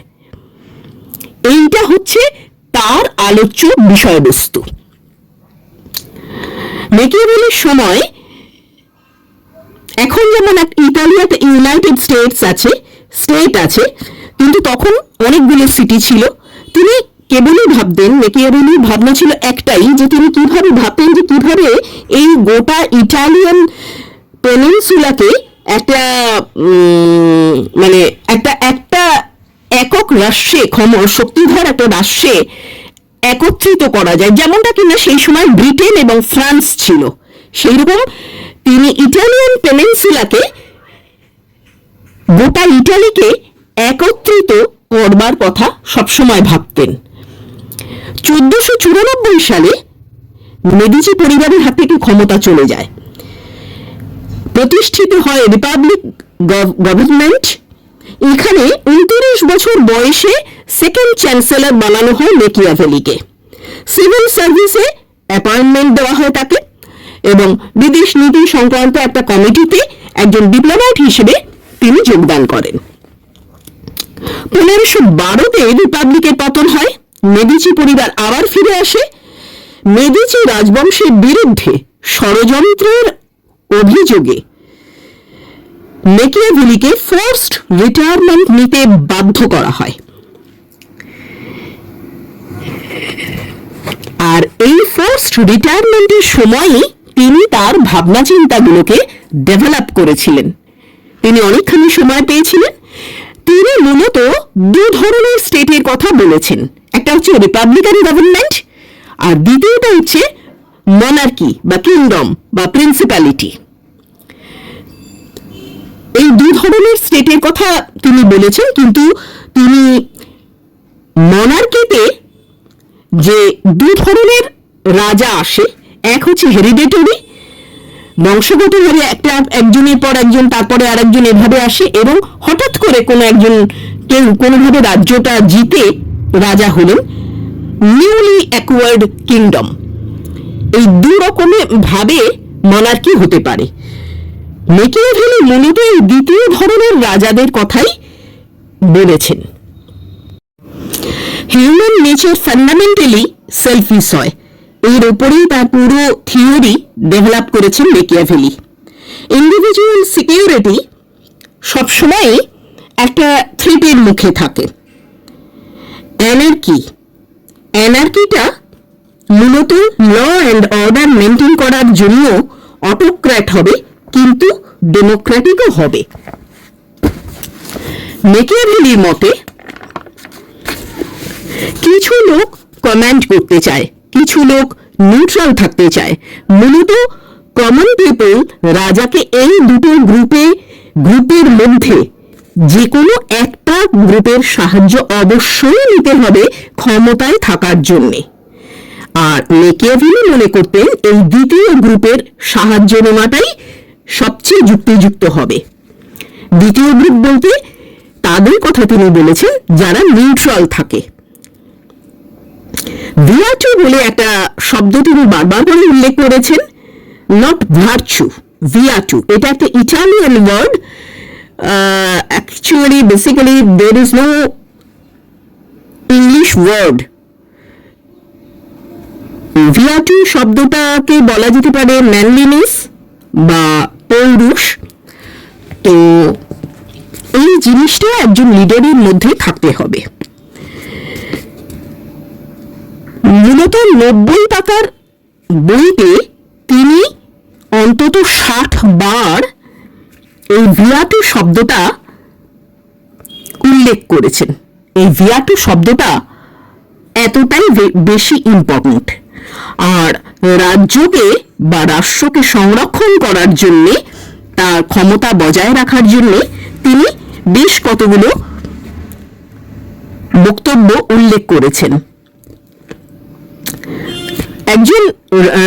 একটা স্টেটের কোথা থেকে থ্রেট আসতে পারে? এক, ফরচুন বা ফেট, যখন তখন হঠাৎ করে যে কোনো কারুর ওপরে থ্রেট আসতে পারে, সেইটা একটা ফ্যাক্টর। সেই জন্য সবসময় একটা প্রিকশন নিয়ে রাখতে হবে, এবং একজন রাজা সবসময় দূরদর্শিতা থাকতে হবে যে হঠাৎ করে যদি তার মধ্যে ভাগ্য বিড়ম্বিত হয় তাহলে যেন মোকাবিলা করতে পারে। মেকিয়াভেলির যে কন্টেম্পোরারি ফিলোসফার যারা ছিলেন, সমসাময়িক দার্শনিক যারা ছিলেন, তারা মনে করতেন যে ruler should be virtuous and moral, অর্থাৎ তাদের ন্যায় নীতিবোধ থাকবে। যিনি শাসক বা রাজা, যিনি লিডার, যিনি, তার ন্যায় নীতিবোধ থাকবে, ন্যায় নীতি অনুসরণ করেই সে তার রাজ্য চালাবে। কিন্তু মেকিয়াভেলি কিন্তু এটা বলছেন, ঠিক উল্টো কথাটা বলছেন যে না, তার রাজ্য চালাবার জন্য এবং রাজ্য বা রাষ্ট্রের স্টেবিলিটি মেনটেন করার জন্য তাকে যে সবসময় ভার্চুয়াস বা মরাল হতে হবে এটা আদৌ নয়। যে কোনো উপায়ে সে তার লক্ষ্যে পৌঁছতে হবে। লক্ষ্যটা এটাই যে তার রাষ্ট্রের স্টেবিলিটি বজায় রাখতে হবে, ক্ষমতাকে অর্জন করতে হবে এবং মেনটেন করতে হবে এবং বজায় রাখতে হবে। এবং এর জন্য তিনি একজন রাজা বা লিডার বা জনগণের যে জননায়ক, তারা যেটা মনে করবেন সেটাই করবেন। আলটিমেটলি তাকে একটা জায়গায় পৌঁছতে হবে, তাকে তার লক্ষ্যে পৌঁছতে হবে। আর তিনি সবসময় বলেছেন যে রেজাল্টের ওপর ফোকাস করতে হবে। মোরালিটি রাজাকে ক্ষমতাসীন থাকতে সাহায্য করবে যেসব ক্ষেত্রে, সেই সব জিনিসগুলোকেই শুধু অ্যাকসেপ্ট করা যাবে, বাকি কোনো কিছুকে অ্যাকসেপ্টেবল বলে তিনি মনে করেন না একজন রাজা বা লিডারের অ্যাঙ্গেল থেকে। ডাবল স্ট্যান্ডার্ড এক ধরনের মরালিটির কথা তিনি বলেছেন। রাজার একরকম মরালিটি, কমন পিপলের একরকম মরালিটি। রাজা নিজে আইন করে সেই মরালিটি তৈরি করবে। দ্বিতীয়ত, কনভেনশনাল মরালিটি। মেকিয়াভেলির রিয়ালিস্টিক ভিউয়ের এখান থেকেই শুরু হয়েছে। মরালিটি মূলত আসে রিলিজিয়ান বা ধর্ম থেকে। আর রিলিজিয়ান মূলত মানুষের মধ্যে ভয় তৈরি করে, আর এই ভয়ই মরালিটিকে জিয়ে রাখতে সহযোগিতা করে। ভয়ের সাহায্যেই মরালিটিকে বিল্ড করতে হয়। এখানে একটা জিনিস লক্ষণীয়, যেটা নিশ্চয়ই পরবর্তীকালে বলেছেন, মরালিটি তো এক একটা সমাজে মরালিটি এক এক রকমের, এক একটা সমাজে সততা এক রকমের, এক একটা সমাজে ন্যায় নীতি এক এক রকমের। এটা তো চিরন্তন কোনো ব্যাপার নয়। ঠিক সেই জিনিসটাই এখানে দেখা যাচ্ছে যে মরালিটি, রাজা তার নিজের প্রয়োজনে মরালিটি তৈরি করবেন। ন্যায় কোনটা অন্যায় কোনটা সেটা রাজা ক্রিয়েট করবে। মেকিয়াভেলি সেরকমটাই বলছেন। তৃতীয় পয়েন্ট, নোবেলিটি বা অভিজাত বর্গ যারা, তারা মেকিয়াভেলি মনে করতেন সবসময় ষড়যন্ত্র করতে পারে, তাই তাদের সবসময় কন্ট্রোলে রাখতে হবে। কিভাবে কন্ট্রোলে রাখতে হবে? না ফিয়ার, ভয়ের সাহায্যে। আজকের দিনেই গত এক বছর আগে আমরা আমাদের দেশে বা আমরা বাংলাদেশে বা বিভিন্ন জায়গায় দেখেছি যে থ্রেট কালচারের যে ব্যাপারটা দেখেছি, কনসেপ্টটা, এই থ্রেট কালচারের কথাটা এখান থেকেই আসছে। থ্রেট, অলওয়েজ থ্রেট একটা ফিল করবে প্রজাবর্গ, কমন পিপল, তাহলে তারা ঠিকঠাক করে চলবে, আদারওয়াইজ তারা ঠিকঠাক করে চলবে না। আরেকটা জিনিস বলছে, নয় মানুষের সঙ্গে খুব ভালো ব্যবহার করতে হবে অথবা তাকে সাংঘাতিকভাবে দমন করতে হবে। এই দুটোর মধ্যবর্তী কোনো পন্থা অবলম্বন করা যাবে না, এটা মেকিয়াভেলি বলছেন। আর মেকিয়াভেলি আরো একটা ইন্টারেস্টিং কথা বলছেন যে দ্য প্রিন্স, রাজা, the Prince should be a combination of lion and Fox. সিংহের সাহস, শৌর্য, শক্তি রাজার মধ্যে থাকতে হবে এবং পাশাপাশি শেয়ালের যে চতুরতা সেটাও রাজার মধ্যে থাকতে হবে। এই দুটো মিলিয়েই রাজা নিজেকে নির্মাণ করবেন, নিজের ব্যক্তিত্ব নির্মাণ করবেন, এই সেই ব্যক্তিত্ব দিয়ে তিনি রাজ্যকে শাসন করবেন বা লিডার শাসন করবেন। অতএব আমরা আমাদের চারপাশে যে সমস্ত দেখতে পাচ্ছি নেতা নেত্রীদের, তাদের সম্পর্কেও এই বিষয়টাই খাটে। সেখানেও সত্যি করে বলতে গেলে কিছু আর বলার থাকে না। কমন পিপল বা সাধারণ প্রজাবর্গ যেন সবসময় থ্রেটেন্ড ফিল করে। তাই fear should be used to that context. Fear সবসময় একটা পানিশমেন্টের ভয়, সবসময় আমি যদি এটা করি, আমি যদি এই কথাটা বলি তাহলে শাসকের এগেনস্টে, তাহলে শাসক শুনতে পাবে এবং তার লোকজন ছড়িয়ে আছে এবং সে কোনো না কোনো ভাবে আমাকে এইভাবে পানিশ করতে পারে, আমাকে এটা বলতে পারে, আমার কাছ থেকে এটা কেড়ে নিতে পারে, আমার এইটা হতে পারে। এই ভয়টা যেন কমন পিপলের মধ্যে, প্রজাদের মধ্যে থাকে, এটা তিনি বলেছেন। কিন্তু ফিয়ার থাকবে, ভয় থাকবে, কিন্তু সেটা এতটা দূর অব্দি বিস্তৃত হবে না যেটা কিনা ঘৃণায় চলে যায়। খুব বেশি যদি ভয় পাওয়ানো হয় তাহলে সেটা ঘৃণায় পর্যবেসিত হয়, আর সেটা হলে তখন আবার রেভলিউশনের একটা পথ তৈরি হওয়া শুরু হয়ে যায়। সেই জন্য মেকিয়াভেলি এই ব্যাপারে আমাদের সতর্ক করেছেন যে খুব বেশি ভয় দেখানো যাবে না, একটা ব্যালেন্স মেনটেন করতে হবে এসবের ক্ষেত্রে।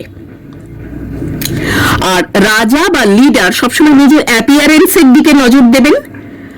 আর পঞ্চমত, প্রতিবেশী রাজ্য বা রাষ্ট্র সবসময় একটা থ্রেটের কাজ করে, সেই জন্য সবসময়ই যুদ্ধের জন্য একজন রাজা বা লিডারকে প্রস্তুত থাকতে হবে। এই প্রসঙ্গে তিনি বলেছেন, ভাড়াটে সেনার উপরে নির্ভর করা যাবে না। সেই জন্য রাজাকে সিটিজেন্স আর্মি তৈরি করতে হবে, আর সেই সিটিজেন্স আর্মির উপরেই নির্ভর করতে হবে। এর ফলে যেমন সিটিজেনের হাতেও ক্ষমতা থাকবে, সেই রকম রাজা বিপদে পড়লে ভাড়াটে সেনার উপর যখন নির্ভর না করবে, তখন খুব সহজেই সিটিজেনরা তাদের দায়িত্ব এবং কর্তব্য পালন করার জন্যই যুদ্ধে এগিয়ে যাবে রাজাকে সাহায্য করতে। পলিটিক্যাল ডিসিশন নেওয়ার সময় রিলিজিয়ন বা মরালিটির উপর নির্ভর করা যাবে না, এটা স্পষ্ট করে মেকিয়াভেলি বলছেন। মেকিয়াভেলি মূলত end of the middle age, মধ্যযুগের শেষ দিকে এসেছিলেন, মানে 8th সেঞ্চুরি থেকে 15th সেঞ্চুরির মধ্যযুগ, এই সময় এর একেবারে শেষের দিকে 15 শতকে তিনি এসেছিলেন। সেখানে তিনি বলেছেন যে 3টে জিনিস ফলো করতে হবে। 1, লাভ অফ অ্যান্টিকুইটি। 2, স্কেপটিক্যাল হতে হবে, কোনো এস্টাবলিশড ট্র্যাডিশনকে প্রশ্ন করা ভীষণভাবে জরুরি। এবং 3 নম্বর, সেকুলার হতে হবে, অর্থাৎ কোনো ধর্মকে প্রাধান্য দেওয়া যাবে না। রাষ্ট্র কোনো ধর্মকে ব্যাক করবে না, কোনো ধর্মকেই প্রাধান্য দেবে না। রাষ্ট্রের কাছে সমস্ত ধর্মই, এক্সিস্টিং সমস্ত ধর্মই সমান হবে।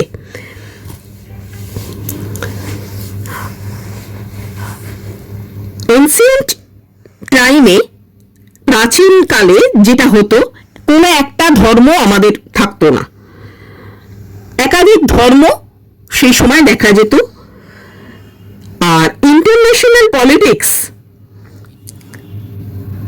ল্যাক অফ কন্ট্রোল, এই বিষয়গুলোর উপরে নজর রাখতে হবে। অথরিটি সবসময় রিলিজিয়ন, একাধিক রিলিজিয়নের উপরে নির্ভর করবে, কোনো একটা রিলিজিয়নের উপরে কখনোই নির্ভর করা যাবে না বা উচিত হবে না। দ্য প্রিন্স এবং দ্য ডিসকোর্সেস অন লেভি, এই দুটো বইতেই মেকিয়াভেলি মূলত দেখিয়েছেন যে শাসকের রাজনীতি বা শাসকের মরালিটি এবং সাধারণ মানুষের মরালিটি কখনো এক হতে পারে না।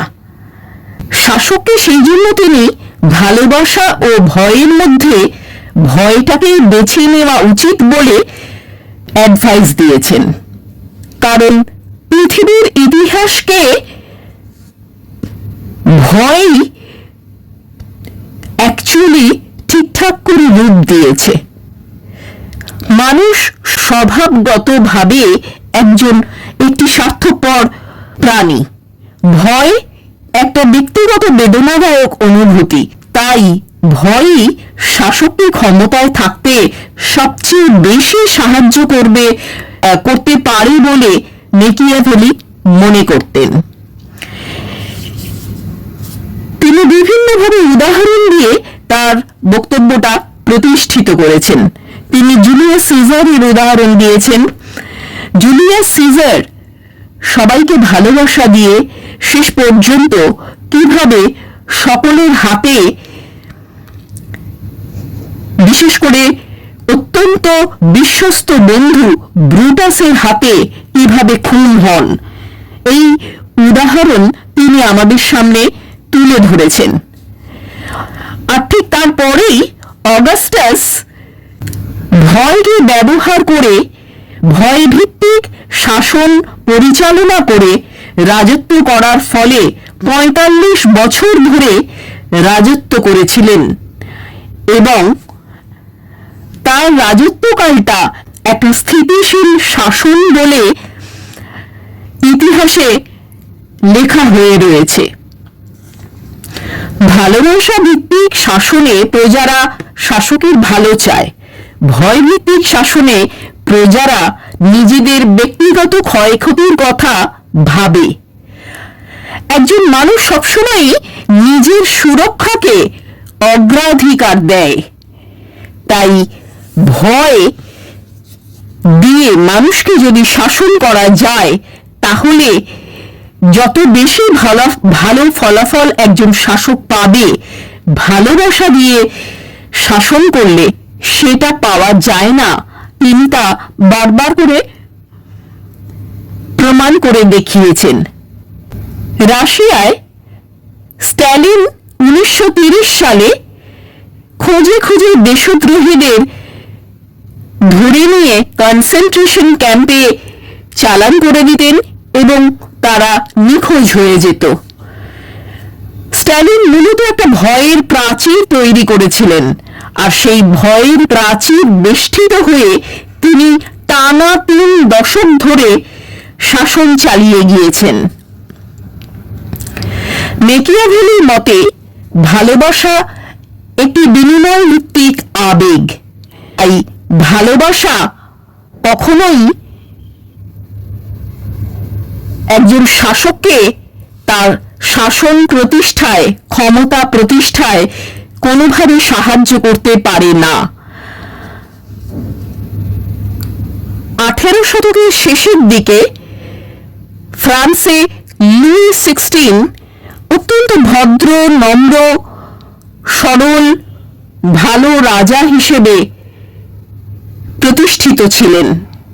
কিন্তু এইভাবে কাজ করতে করতে যখন তার রাজকোষ শূন্য হয়ে যায় এবং যখন তিনি আর মানুষের জন্য, প্রজাদের কল্যাণের জন্য আর কিছু করতে না পারেন, তখনই সেই প্রজারা রাজার বিরুদ্ধে চলে যায় এবং বিক্ষোভ শুরু হয়।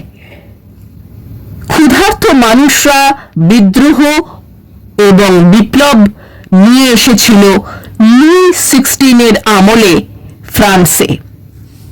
এমনকি শেষ পর্যন্ত তাকে গিলোটিনেও চড়ানো হয়েছিল।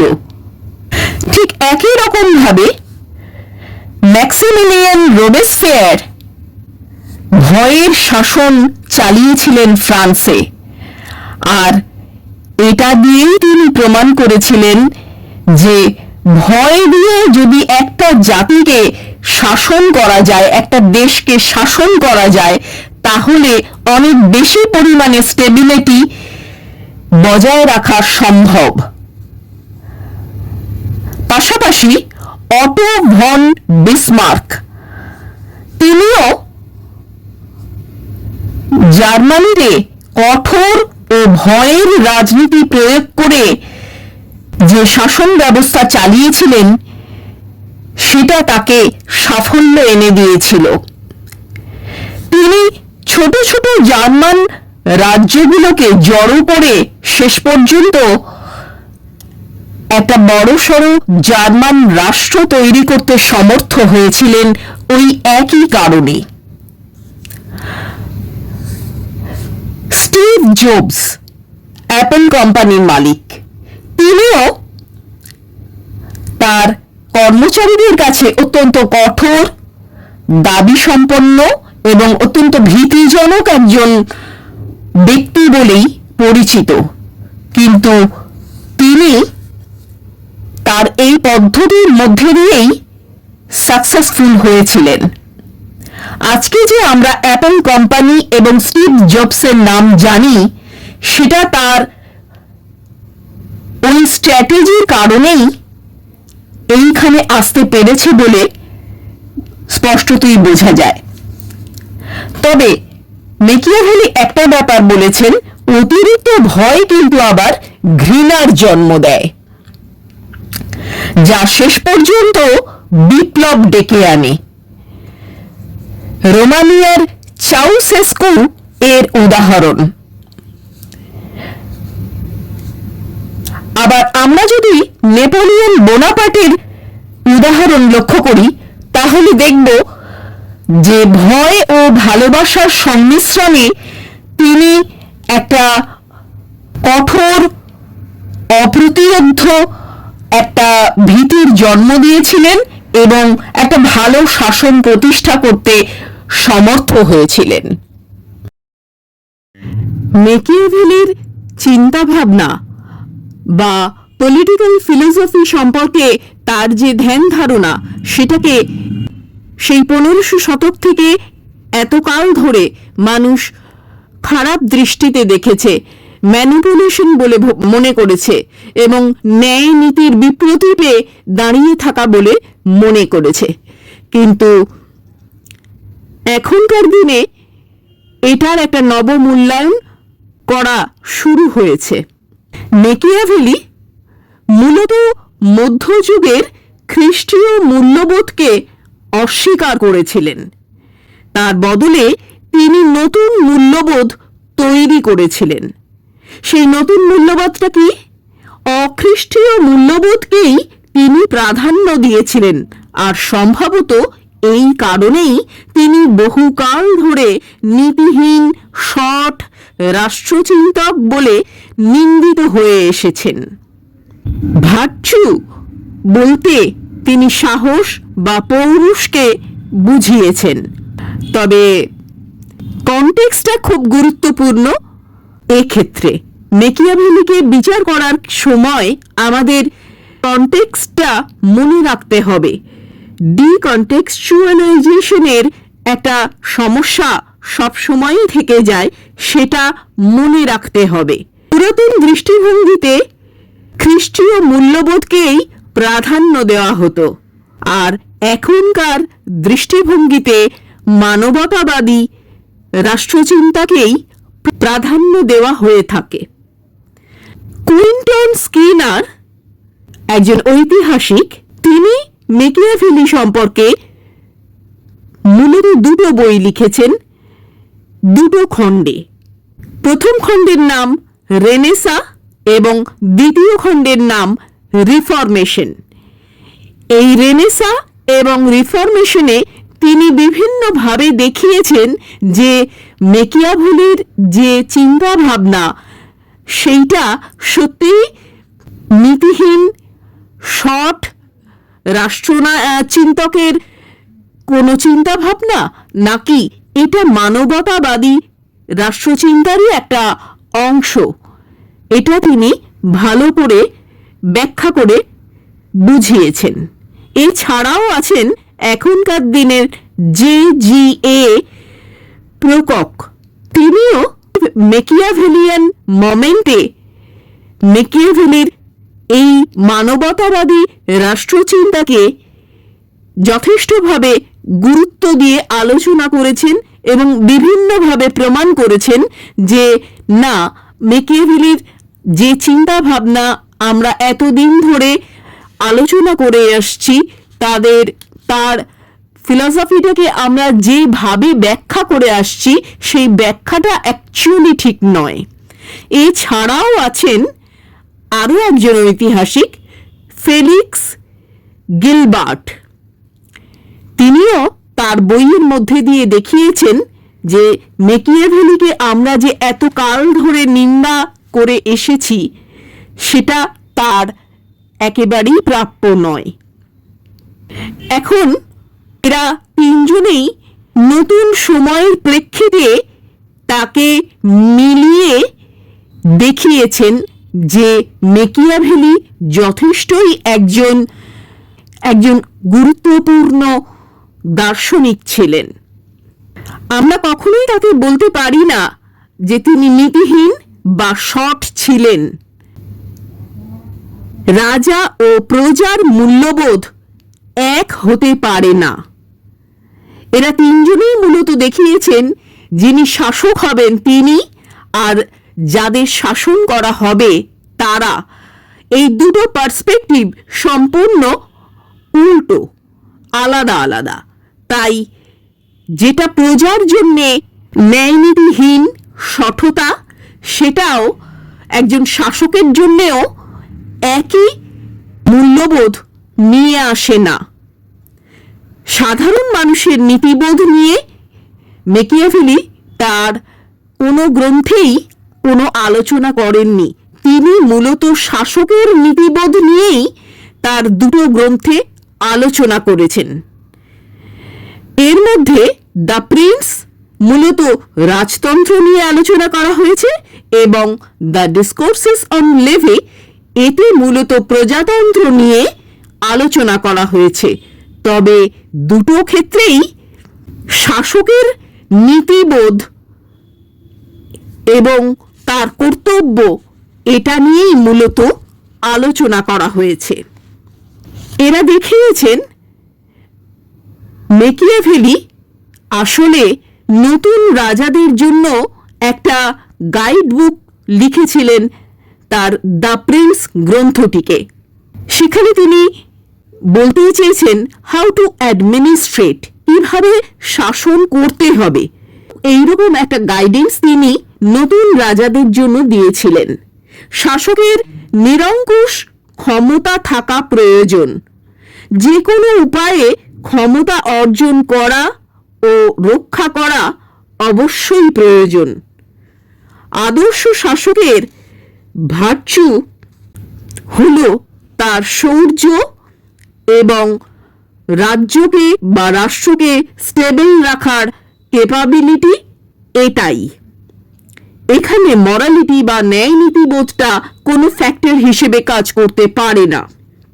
প্রাচীন নীতিবিদরা কি বলছেন?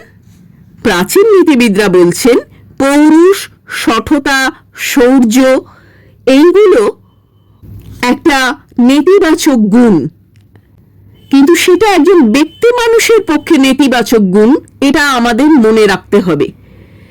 কিন্তু একজন শাসকের পক্ষে এটা নেতিবাচক গুণ বলে এখন আর মনে করা হচ্ছে না। সনাতন নীতিবোধ থেকে তিনি কখনোই পিছিয়ে যাননি বা সনাতন নীতিবোধকে তিনি কখনোই অস্বীকার করেননি। বিশেষ করে 15th চ্যাপ্টারে তিনি রাজার গুণের একটা রীতিমতো তালিকা দিয়েছেন। নতুন রাজা যিনি আসেন তিনি প্রজাদের আনুগত্য পাবেন কিনা সেটা জানেন না।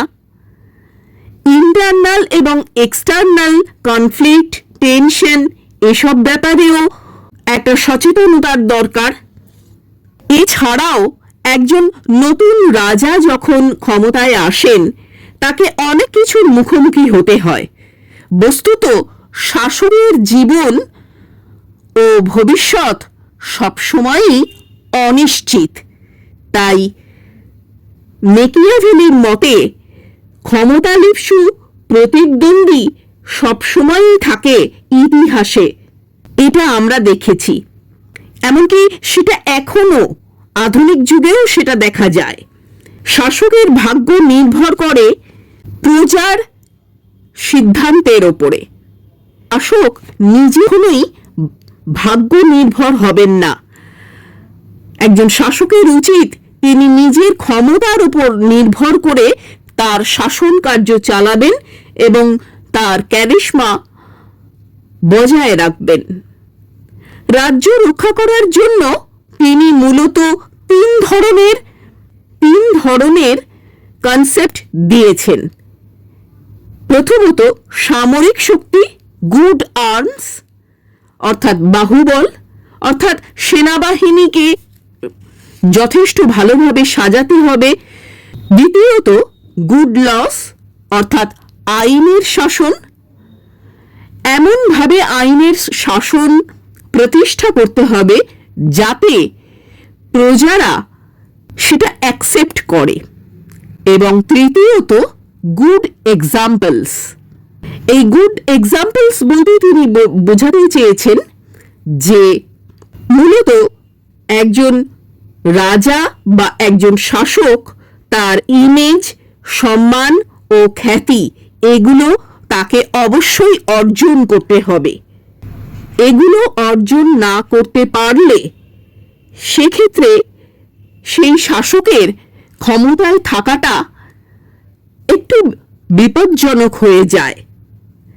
এর পাশাপাশি তিনি বলেছেন শাসকের একটা রাজভীতি থাকতে হবে, অর্থাৎ শাসককে যেন শাসিতরা ভয় পায় বা একজন রাজাকে যেন প্রজারা ভয় পায়। এই ভয় পাওয়াটা ভীষণ জরুরি। এবার দেখা যাক দ্য ডিসকোর্সেস অন লেভিতে তিনি কিন্তু এর একটু বদল এনেছেন। ডিসকোর্সেস অন লেভিতে তিনি বলেছেন গুড আর্মস বা ভালো সেনাবাহিনী দরকার। ভালো সেনাবাহিনী থাকলে সেখান থেকে গুড লজ আসবে, অর্থাৎ ভালো আইনের শাসন তৈরি হবে। আর এই ভালো আইনের শাসনই একটা রাজ্য বা রাষ্ট্রকে স্টেবিলিটি দিতে সক্ষম হবে। আর এই সবকিছুর পরে থাকবে দয়া ও দাক্ষিণ্য। দয়া বা দাক্ষিণ্য কখনোই এগুলোকে ছাপিয়ে না যেন যায়, সেটা সবসময় মাথায় রাখতে হবে। তিনি কোনো নির্দিষ্ট মডেল প্রস্তাব করেননি, বরং তিনি বলেছেন তাৎক্ষণিক প্রয়োজন অনুপাতে একজন লিডার বা একজন শাসককে চলতে হবে। দ্য ডিসকোর্সেস বইতে তিনি বলেছেন নাগরিকদের স্বতঃস্ফূর্ত আনুগত্য দরকার। নাগরিকের স্বতঃস্ফূর্ত আনুগত্য দরকার এবং এই আনুগত্য আসবে রাজভীতির বদলে। প্রজারা অংশগ্রহণ করবে এবং সহযোগিতা করবে শাসনে। যে কোনো একটা রিপাবলিক শাসনে প্রজারা অংশগ্রহণ করবে এবং সহযোগিতা করবে। এখানে গুড লস, গুড এক্সাম্পলস আর গুড লিডারশিপ এই তিন ধরনের ভার্চুর কথা তিনি বলেছেন নাগরিকদের জন্যে। একজন নাগরিক শাসককে সহযোগিতা করবে। মেকিয়াভেলি মূলত রোমান রিপাবলিক দ্বারা ভীষণভাবে প্রভাবিত ছিলেন। তিনি রোমান রিপাবলিকে যেমন দেখেছেন সেই রকমই মিক্সড কনস্টিটিউশন বা মিশ্র শাসনতন্ত্রের কথা বলেছেন। এই ধারণাটা তিনি মূলত পেয়েছিলেন ভেনিস রিপাবলিকান সিস্টেম থেকে এবং অ্যারিস্টটলীয় ভাবনা থেকে। রাষ্ট্রের মধ্যে আপাত বিরোধী কতগুলো ক্যারেক্টার থাকতে হবে, আর সেটাই তাকে ভারসাম্য বজায় রাখতে সাহায্য করবে। এই ক্যারেক্টারগুলো রিপাবলিকের ক্ষেত্রে কি কি সেটা এবার আমরা দেখব। প্রথমত নাম্বার 1 শাসকের ক্ষমতা থাকতে হবে। নাম্বার 2 অভিজাত বর্গের সংঘবদ্ধ নেতৃত্ব থাকতে হবে। এবং নাম্বার 3 জনসাধারণের ক্ষমতা থাকতে হবে। আর এই তিনটেই একসঙ্গে থেকে একটা ব্যালেন্স তৈরি করবে এবং সেই ব্যালেন্সই রিপাবলিককে ভারসাম্য বজায় রাখতে সাহায্য করবে। একটা রিপাবলিকের অবশ্যই একটা গুণ হিসেবে বিবেচিত হবে তার সচেতন সুগুণান্বিত নাগরিকরা। একটা রিপাবলিককে বজায় রাখার জন্যে, সঠিকভাবে চালনা করার জন্যে সচেতন নাগরিকের দরকার। সেই সঙ্গে সঙ্গে সুনেতৃত্ব প্রয়োজন, আর সেই সঙ্গে সঙ্গে প্রয়োজন ঐক্যবদ্ধভাবে নাগরিকরা যদি থাকে তাহলে তারা স্বৈরাচারকে শুরুতেই প্রতিরোধ করতে সক্ষম হবে। তিনি বলেছেন শাসকেরও ক্ষমতা থাকবে, আবার জনগণেরও ক্ষমতা থাকবে। এত বিরোধী বলতে তিনি এটাই বোঝাতে চেয়েছেন যে শাসকেরও ক্ষমতা থাকবে, শাসকও ক্ষমতা প্রয়োগ করবে, আবার জনসাধারণেরও ক্ষমতা থাকবে, আবার অভিজাত বর্গ তাদের সংঘবদ্ধ নেতৃত্ব দিয়ে একটা রিপাবলিককে সঠিকভাবে পরিচালিত হতে সাহায্য করবে। এটাকেই তিনি আপাত বিরোধী বলে বর্ণনা করেছেন। আর এই প্রতিবাদ এবং প্রতিরোধ যতক্ষণ থাকবে ততক্ষণই একটা রিপাবলিক টিকে থাকবে। কেননা তিনি মনে করতেন মানুষের চিরন্তন ক্ষমতার আকাঙ্ক্ষা কোনো না কোনো সময়ই তার ভেতর থেকে বেরিয়ে আসে। সেই মানুষের চিরন্তন ক্ষমতার আকাঙ্ক্ষা যে কোনো সময় তার ভেতর থেকে বেরিয়ে এসে একটা রিপাবলিকের সামনে প্রতিরোধ গড়ে তুলতে পারে, যেটা আলটিমেটলি সেই রিপাবলিককে স্টেবিলিটি দিতে হয়তো নাও পারে। তিনি আবার উল্টো দিকে বলছেন যুদ্ধ বা দুর্ভিক্ষ এই ধরনের ক্ষেত্রে, বিশেষত যুদ্ধের সময় শাসকের ক্ষমতা বেশি হওয়া উচিত। এটাই এক ধরনের ব্যালেন্স তৈরি করবে। তিনি আরো একটা কথা বলেছেন, সিটিজেন্স আর্মি ইজ নিডেড, অর্থাৎ নাগরিকদের নিয়ে, নাগরিকদের নেতৃত্বে একটা সেনাবাহিনী যদি গঠন করা হয় তাহলে সেক্ষেত্রে নাগরিকরাও শাসনে অংশগ্রহণ করতে পারবে। আর এই নেতৃত্ব থাকলে স্বৈরাচারকে প্রতিরোধ করাও খুব সহজ হবে এবং এটা প্রজাদের অনেক বেশি ক্ষমতা দিতে পারবে। বস্তুত দ্য ডিসকোর্সেস অন লেভি বইতে তিনি প্রজাদের সিটিজেন্স আর্মি বলে অনেক বেশি ক্ষমতা দেওয়ার কথাই বলেছেন। দ্য ডিসকোর্সেস অন লেভি যদিও শোনা যায় অনেক আগেই লেখা শুরু হয়েছিল, দ্য প্রিন্স লেখার অনেক আগে থেকেই, তবু কেউ কেউ বলে থাকেন যে দ্য প্রিন্স গ্রন্থটি নাকি তিনি মেদিচি পরিবারের ইনার সার্কেলে জায়গা পাবার জন্য, তাদের সন্তুষ্ট করার জন্য লিখেছেন। যখন একথা আমরা জানতে পারি the discourses on Livy the প্রিন্সের আগেই লেখা শুরু হয়েছিল, তখন এই যুক্তিটা আর্ধপে টেকে না। একজন শাসককে প্র্যাগম্যাটিক হতে হবে, বাস্তববাদী হতে হবে। একজন শাসক রাষ্ট্রনীতিকেও মেনে চলবেন এবং ধর্মনীতিকেও মেনে চলবেন, কিন্তু এই দুটোর মধ্যে রাষ্ট্রনীতিকে তিনি সবচেয়ে বেশি গুরুত্ব দিয়ে এবং সর্বাগ্রে গুরুত্ব দিয়ে চলবেন। ধর্মনীতিও থাকা উচিত, কেননা ধর্ম মানুষের মধ্যে স্থৈর্য, ন্যায় এই সমস্ত গুণগুলো প্রথিত করে, তাই ধর্মনীতিও অ্যাকসেপ্টেবল। প্রাচীন গ্রিস বা রোমে যে বস্তুবাদী সাফল্য আশ্রয়ী ধর্মের কথা বলা হয়েছে, মেকিয়াভেলি মূলত সেই রকম ধর্মের কথাই বলেছেন। সমকালীন খ্রিস্টীয় ধর্মনীতি থেকে তিনি সম্পূর্ণ আলাদা থেকেছেন।